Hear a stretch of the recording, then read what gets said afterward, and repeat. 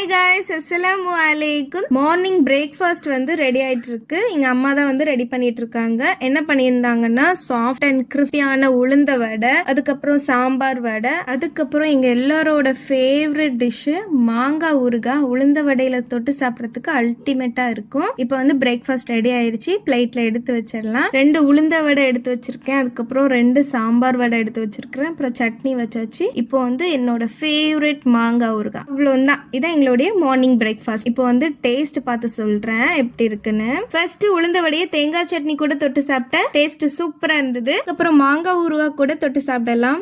Taste அல்டிமேட்டுங்க. அதுக்கப்புறம் பிள்ளைங்களும் சூப்பரா என்ஜாய் பண்ணி சாப்பிட்டுட்டு இருந்தாங்க. இப்போ சாம்பார் வடை எப்படி இருக்குன்னு ட்ரை பண்ணிடலாம். அது மேல கொஞ்சம் சாம்பார் எக்ஸ்ட்ரா ஊத்தி சாப்பிட்டேன். நல்ல சாம்பார்ல ஊறி வேற லெவல் டேஸ்ட்ல இருந்தது. இந்த மாதிரி பிரேக்ஃபாஸ்ட்காவும் நீங்களும் ட்ரை பண்ணிருக்கீங்க அப்படின்னா கமெண்ட்ல ஹைஃபை பண்ணிருங்க. தேங்க்ஸ் ஃபார் வாட்சிங்.